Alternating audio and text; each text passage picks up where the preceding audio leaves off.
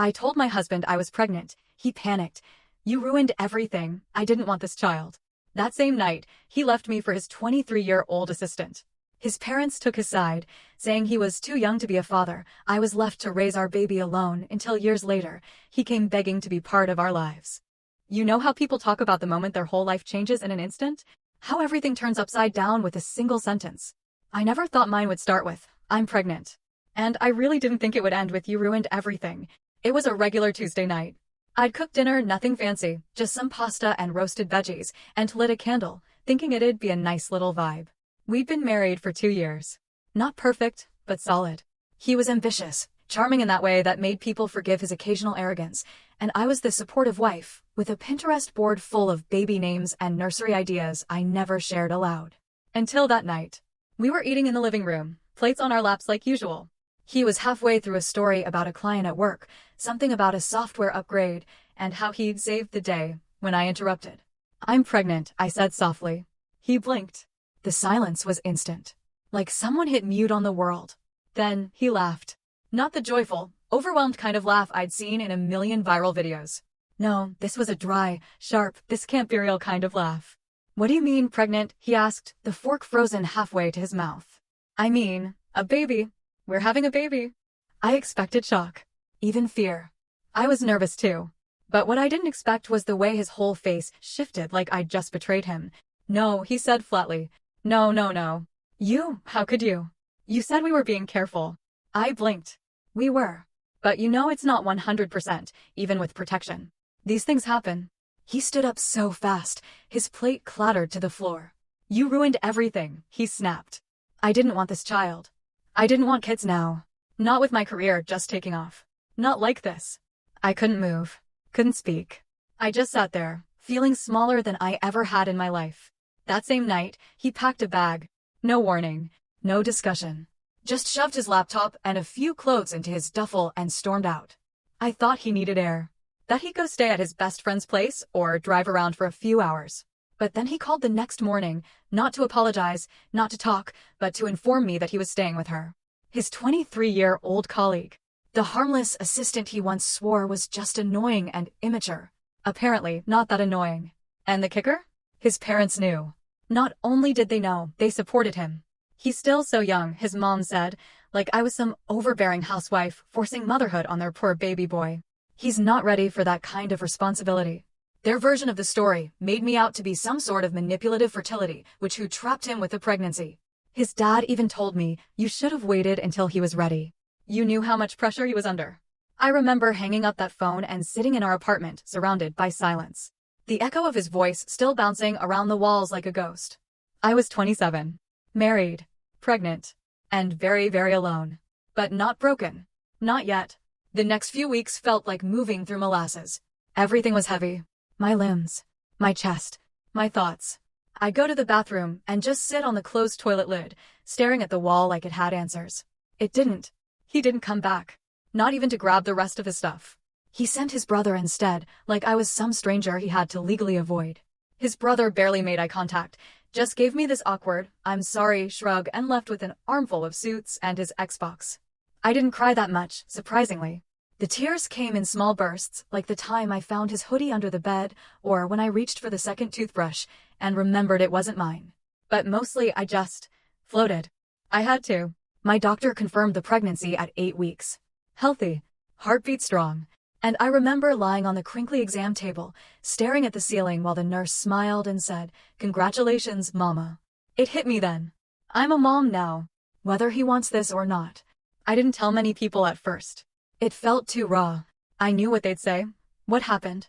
You guys seemed so in love. Didn't you just post anniversary pictures?" And what could I even say? That he bailed the moment life got a little inconvenient? That he traded his wife for someone who still listed brunch as a hobby on Instagram? But word gets around. Our friends found out. Most stayed silent. A few checked in with awkward "thinking of you" texts that felt more like pity than support. And then there were the loyal ones, the real ones like Maddie, who showed up with takeout and a bottle of ginger ale when I couldn't stomach anything else. "I never liked him," she said while digging into dumplings. "He was the kind of guy who thought being tired from work was a personality trait." I laughed for the first time in days. Like, actual laughed. It felt so foreign, I almost choked on my spring roll. His parents? Oh, they doubled down. His mother had the audacity to say, "You should terminate, sweetheart. It's not fair to bring a child into this kind of environment." This kind of environment? She meant me. As if I was the chaotic element here. As if he didn't blow up our entire life over fear and ego. She called once a week for a while. Always polite, always passive-aggressive. "We're not judging you, dear," she'd say. "But you must understand, it's hard for him too." Oh, poor baby. It's hard sleeping in someone else's bed after abandoning your pregnant wife? Must be exhausting. Eventually, I blocked her number. I started planning. I opened a new bank account in my name only, looked into maternity leave policies, found a therapist who specialized in prenatal stress and post-trauma relationships. Because that's what this was. A trauma. A betrayal. Not just of a marriage, but of me. My worth. My dreams. My sanity. Nights were the worst. I'd lie in bed and wonder if the baby could feel my heartbreak, if my sadness was soaking through the walls of my body and touching them somehow. So I started reading to my belly cheesy kids' books at first, then poetry when I ran out. I needed my baby to hear something beautiful. There was one moment that stayed with me. I was around 12 weeks. I'd just thrown up for the third time that day and was curled on the bathroom floor when I whispered, "I'm sorry you don't have a dad here." And then I heard it. A tiny flutter. Not a kick, not yet, but movement. Like a little reply from the inside, "We'll be okay." And somehow I believed it. The second trimester hit, and with it came a strange kind of peace. Not joy. Not yet, but stability. I wasn't crying on the floor anymore. I was building something. I moved into a smaller apartment, just a one-bedroom in an older building with peeling paint and creaky floors, but it had sunlight. So much sunlight. The living room was filled with it in the mornings, and I'd sit with my tea and rest my hand on my belly, letting the light warm both of us. I found a part-time job that let me work remotely, data entry, nothing glamorous, but it paid the bills and didn't require me to pretend I wasn't emotionally wrecked. The landlord was an older woman named Patrice who slipped me a list of nearby parenting groups after she saw me waddling up the stairs one day. "Single moms are just moms who got real honest real fast," she said with a wink. That one stuck with me. I started doing things on my own not because I wanted to, but because I had to. Grocery trips. Prenatal appointments. Assembling the crib by myself with YouTube tutorials and mild cursing. Every little task felt like a mountain, but each one made me feel more capable. It was like learning to breathe again, differently this time, deeper, slower, more aware of the weight I was carrying. But also of my own strength. The first time I felt my daughter kick for real, I was in the cereal aisle at Target, trying to decide between Raisin Bran and whatever off-brand granola was on sale. And boom, there it was. A flutter, then a tiny jab. I gasped and held my stomach, tears welling up because it was her. She was saying, "Hey, I'm here." I whispered, "You're already my favorite person," and people probably thought I was nuts, but I didn't care. I didn't hear from him. Not a text. Not a call. Nothing. But every so often, I'd see them. Him and her. They'd pop up in mutual friends' tagged photos, at some tech mixer, or brunch, always laughing like life had rewarded him for being such a brave little runaway. And yeah, I'd feel that burn. That why her not me heat rise in my chest. But it never lasted. Because I was over here creating life, and holding it all together with cheap coffee, grit, and prenatal vitamins. And she was holding hands with a man who bolted at the first sign of real life. That wasn't a prize. That was a ticking time bomb. Around month 6, I started nesting hard. I painted a mural on the nursery wall, just soft mountains and a pink sunrise. I bought her tiny socks and folded them with a kind of reverence I hadn't felt in years. Like every act of preparation was a quiet rebellion. He left, and I am still doing this. And I'm doing it well. Sometimes at night, I'd talk to her. Not baby talk. Just real stuff. I know it wasn't supposed to be this way, I'd say while rubbing cocoa butter on my stomach, but I think maybe we're exactly what each other needs. And every now and then, she'd kick like she was agreeing with me. I wasn't broken. Not anymore. I was becoming someone new. Someone stronger. I was a woman rebuilding her world from rubble and lullabies. And for the first time since that horrible dinner, I didn't feel abandoned. I felt free. The baby came in early spring. A girl. 7 pounds, 2 ounces of absolute perfection. She had my nose and his eyes, not that he'd know. Labor was long, chaotic, and nothing like the birth videos with soft music and glowing mothers. It was sweat, screaming, and stitches. But when they placed her on my chest, and I felt her warm, slippery little body curl against me, I cried in this way I hadn't before. Like something inside me had snapped into place. Like this was what love was supposed to feel like. I named her Alara. It means cheerful, but it also sounds like a star, and that's what she felt like, this little piece of light in all the dark. He didn't show up. Didn't call the hospital. Didn't even send a message when I posted a single photo, her wrapped in a yellow blanket, her name written in loopy font on a wooden plaque. But his mom did. Oh yes. The woman who had told me to consider all my options called 2 days after the post went up. Left a voicemail in that fake sweet tone that made my skin crawl. She's beautiful. We'd love to meet her when things calm down. We'd. As in, him too. I didn't respond. Instead, I took Alara home to our tiny apartment, the one with the leaky faucet and the soft sunlight. And we started our life together. Just us. Being a single mom is indescribable. There's no halftime. No trading off. No sleep, barely time to pee, and your body's still healing while this tiny human depends on you for everything. But somehow we made it through. There were nights I held her while bouncing on a yoga ball at 3 a.m., whispering lullabies and promises. I'll never leave you. I'll always fight for you. You'll never feel like you're not wanted. And every time she smiled, those gummy, wide-mouthed smiles, I felt a kind of love so fierce it burned away the rest.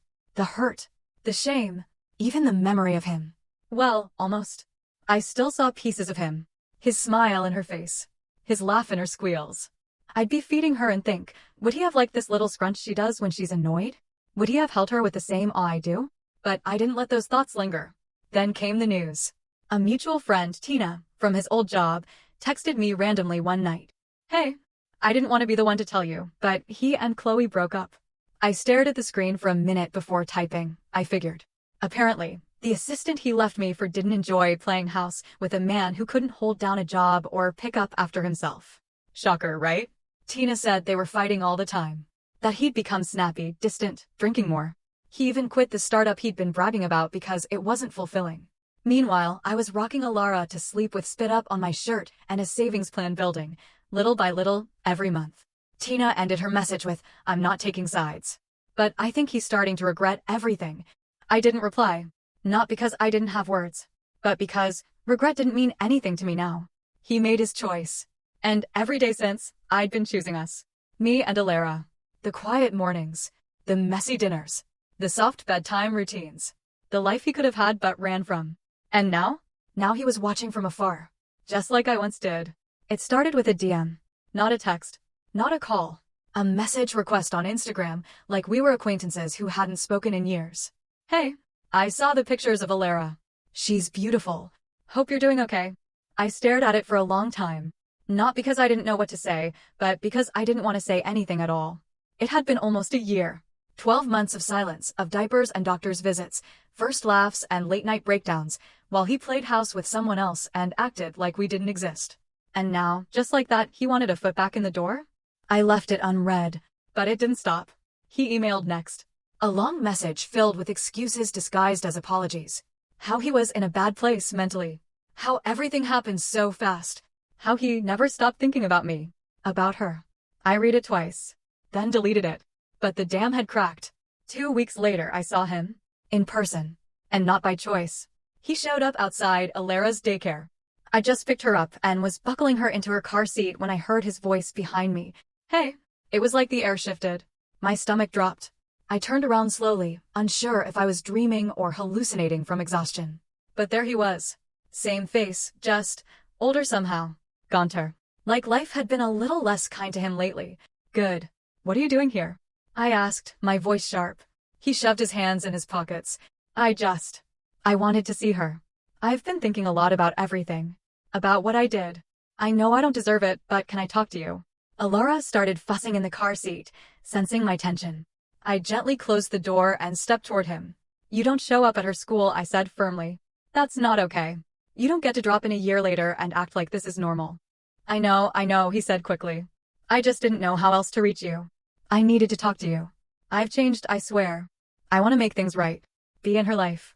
Be in your life again, if you'll let me. And there it was. The ask. Like all the chaos he created could be wiped clean with a few words and a sad face. I didn't yell. I didn't cry. I looked him dead in the eye and said, you left us. You chose to run instead of show up. You don't get to be the hero now. He looked like he'd been slapped. I was scared. We all were scared, I snapped. You don't get a medal for fear. You want to be a dad? Prove it. Go to court. File for rights. Pay support. Show up to parenting classes. Learn how to take care of a toddler. This isn't about you anymore. He opened his mouth, but I stopped him. And you don't come near us again without going through the proper channels. I got in my car and drove away without another word. My hands were shaking the whole ride home. Alara kicked her legs to a song on the radio, oblivious. Safe. And I realized then, I wasn't angry anymore. I wasn't broken. I wasn't his. I was hers. And that was all the strength I needed. After I shut him down at the daycare, I figured that was it. But it turns out, rejection only made him more persistent. The apology tour began.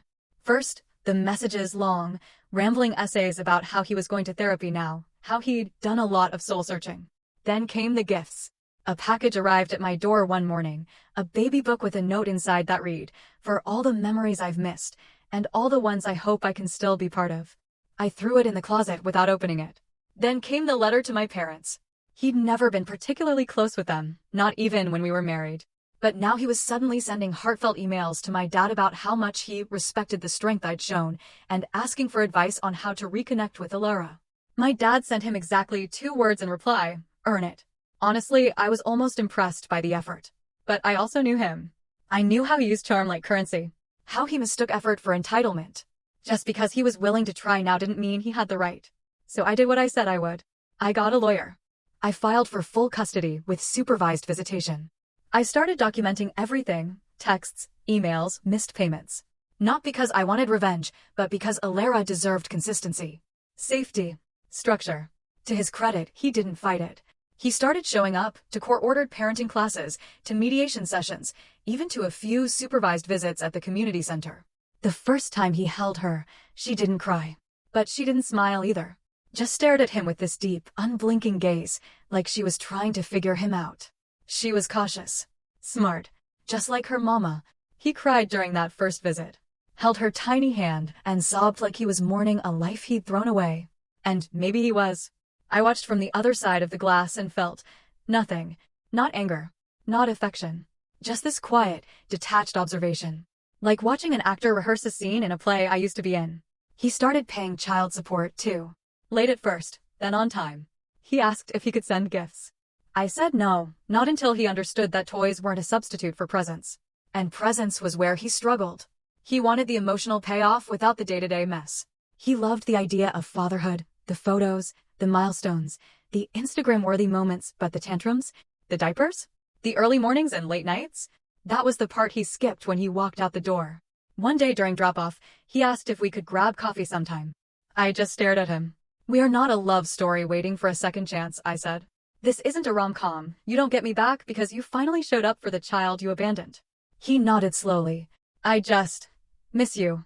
"You miss who I was," I said. "Not who I am now. And trust me, they're not the same woman." And it was true. I had changed. Grown. Hardened, maybe. But also healed. There was a version of me who might have taken him back once. Who would have begged for him to stay? She doesn't live here anymore. Now there's just me. And Alara. And we were doing just fine. The thing about closure is, you don't always see it coming. It doesn't announce itself with dramatic music or an emotional monologue. Sometimes it just arrives, quietly. Like on a Tuesday. Alara had just turned 3. She was obsessed with dinosaurs and wore her little rain boots even when the sun was shining. That day, we were at the park. She was on the swings, yelling higher, like her giggles could power the whole sky, and I was sipping lukewarm coffee from a paper cup. That's when I saw him. He was standing near the entrance, hands in his pockets, watching us. Not in a creepy way, just small. Smaller than I remembered. Time had dulled the sharpness of his looks, but more than that, it had dimmed his presence. He used to take up so much space in my world. Now he felt like a footnote. When Alara saw him, she paused mid-swing. "That's Daddy," she said, almost like a question. I nodded. "You want to go say hi?" She did. He crouched down to hug her, and I gave them space. Watched from a distance while she told him all about her toy T-Rex and her favorite bedtime story. He listened, smiled, asked good questions. I'll give him that he'd learned how to be there, at least in the moments he was given. Afterward, he walked over to me. "She's incredible," he said. "I know." He looked around, like the conversation he really wanted to have was hiding somewhere in the grass. "I'm not here to ask for anything," he said, hands raised like a man surrendering. "I just wanted to say thank you for everything you did." For her. For letting me be part of it now, even a little. I studied him for a moment. There was no performance this time. No tears, no begging. Just humility. Being a father isn't a prize you win, I said. It's something you earn, over and over, with every hard day and every tiny moment. He nodded. I'm trying. I know I messed up beyond words. Yeah, I said. You did. We stood in silence for a few seconds, watching her run toward the slide. I'm not angry anymore, I added. That surprised him. His eyebrows lifted. I admitted. I hated you. Then I pitied you. But now? I'm just done carrying it. He looked down at his shoes, like my forgiveness was heavier than my anger. I never stopped loving you, he said quietly. I did, I replied. And that's the best thing I ever did for myself. He smiled, but it was sad. Like a man finally reading the last page of a book he'd abandoned too long ago. And that was it. No fireworks. No redemption arc. Just two people who had once shared everything, standing at a respectful distance from what could have been. Later that night, I tucked Alara into bed. She asked if Daddy would come again. I told her maybe. If he kept showing up, if he kept trying. But he doesn't live with us? She asked. I kissed her forehead. No, baby. He made a different choice. Okay, she said, already drifting off. Kids are so much better at acceptance than adults. After she fell asleep, I stood at the window for a long time, watching the quiet street outside. No part of me wanted to rewind. No part of me wished for that life back. Because I'd built something new. Something stronger. Me. Alara. Our own little universe. And as for him, he'll always be a chapter. But we are the story. And it's still being written.